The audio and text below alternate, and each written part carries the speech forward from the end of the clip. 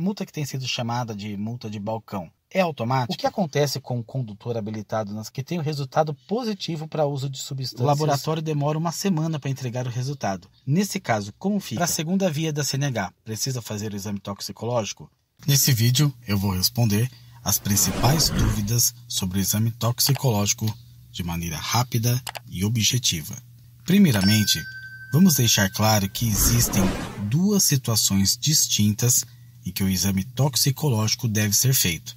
A primeira delas é por ocasião de um processo de habilitação que implicará em uma nova emissão da CNH. Nesse caso, seria uma ocasião de renovação da CNH para motoristas habilitados na categoria C, D ou categoria E, ou por ocasião de mudança ou obtenção dessas categorias. Ainda há a situação de condutores habilitados nessas categorias que precisam se submeter a um processo de reabilitação.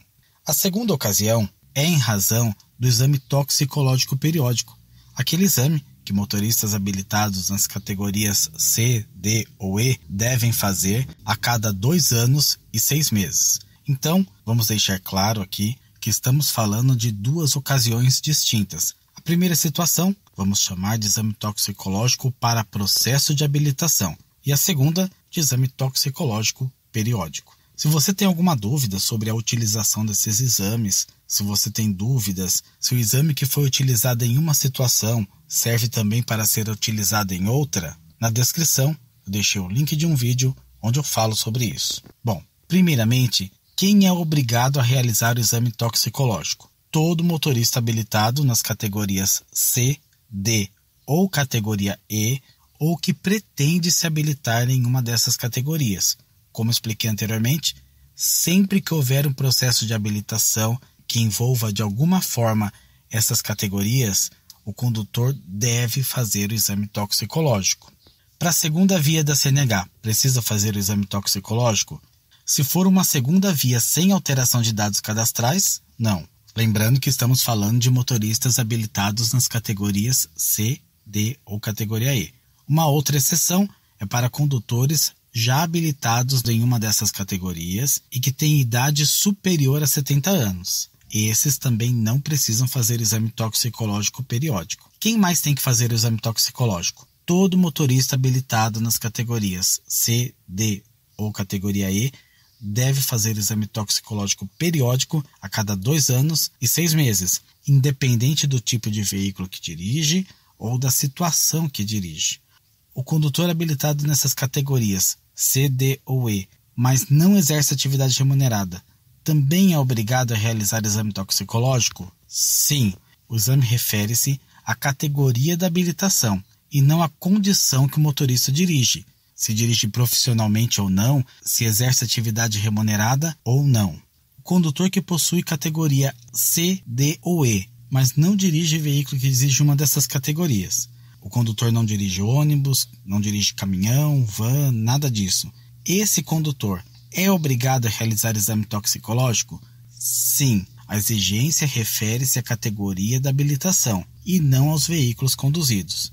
Todos os condutores da categoria C, D ou E precisam realizar exame toxicológico até o dia 28 de dezembro de 2023? Não, a exigência aplica-se apenas aos condutores habilitados nessas categorias que deveriam ter feito exame toxicológico periódico, porém não fizeram.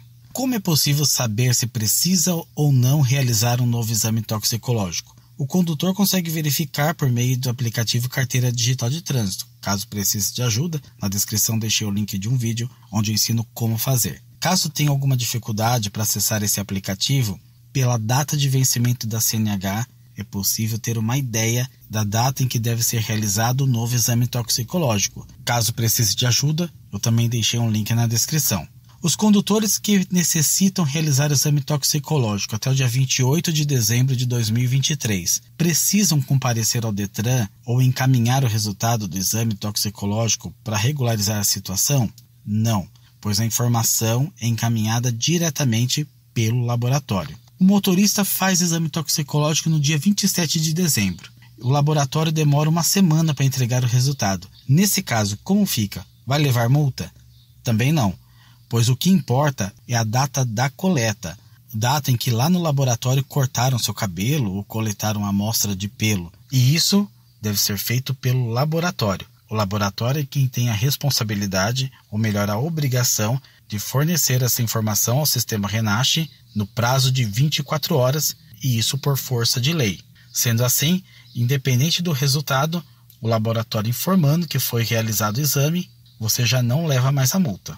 O que acontece ao condutor nas categorias C, D ou E que não realiza o exame toxicológico exigido para obtenção ou renovação dessas categorias?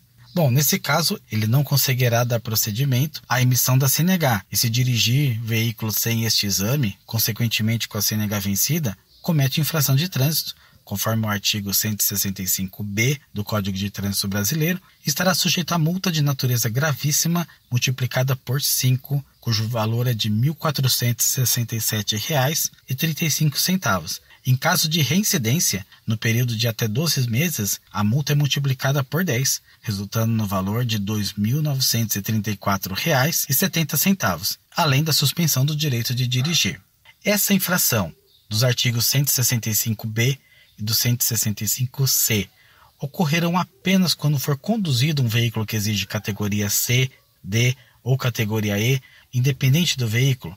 Se, por exemplo, o condutor estiver com um automóvel ou motocicleta e estiver com o exame toxicológico periódico vencido, também estará sujeito à infração de trânsito, conforme a redação atual dos artigos 165b e do artigo 165c, sim, ou seja, a multa é aplicada independente da condição, dirigindo ou não dirigindo, independente do tipo de veículo. O que acontece com o condutor das categorias C, D ou E que não realiza o exame toxicológico periódico a cada 2 anos e 6 meses? Para quem já está com este exame vencido e que deve regularizar até o dia 28 de dezembro de 2023, após o dia 28 de janeiro de 2024, ou seja, 30 dias após o vencimento do prazo para regularização, estabelecido pela Resolução 1002 de 2023, se dirigir veículo sem este exame, cometerá infração de trânsito do artigo 165b do Código de Trânsito Brasileiro, com multa de natureza gravíssima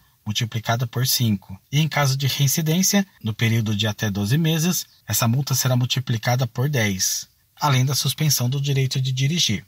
E se não dirigir veículo nesse período, também estará sujeito à sanção administrativa, em decorrência da infração de trânsito do artigo 165d do Código de Trânsito Brasileiro, com multa multiplicada por 5, a ser aplicado pelo órgão ou entidade executivos de trânsito de registro da CNH. Para quem está com o exame dentro da validade, as consequências acima ocorrerão após 30 dias do vencimento do prazo dado a cada condutor, conforme a informação no aplicativo Carteira Digital de Trânsito. O que acontece com o condutor habilitado nas categorias C, D ou E que tem o resultado positivo para uso de substâncias no exame toxicológico periódico, porém esse condutor não vai renovar a CNH? Esse condutor estará sujeito à multa do artigo 165c do Código de Trânsito Brasileiro, que estabelece multa 5 vezes e suspensão do direito de dirigir por 12 meses. A multa do artigo 165d, a multa que tem sido chamada de multa de balcão, é automática? O Detran vai aplicar a multa assim que encerrar o prazo de regularização de cada condutor? Não, tendo em vista que toda multa de trânsito, para ser imposta, deve cumprir as formalidades do processo administrativo. Ou seja, primeiro, o auto de infração de trânsito precisa ser lavrado, depois expedida uma notificação de autuação, depois um período de interposição de defesa prévia, para só depois ser expedida a notificação da penalidade, a multa propriamente dita. Aqui entramos num campo que ainda está em desenvolvimento. O Detran precisa resolver vários problemas para conseguir aplicar essa multa, que é uma tarefa que não será muito fácil, pois envolve várias atualizações de sistemas, novas programações. Em se tratando de um órgão público, toda ação tem que ter uma legislação que determine o que deve ser feito, então será um processo lento e demorado. Não será tão fácil assim para o Detran aplicar essa multa, pelo menos não agora, inicialmente. Mas sobre isso, sobre os problemas que o Detran deve enfrentar para conseguir lançar esse tipo de multa, eu falo em outro vídeo, eu deixei o link na descrição. O vídeo de hoje termina por aqui. Espero ter te ajudado de alguma forma. Se você ficou com alguma dúvida, escreva nos comentários.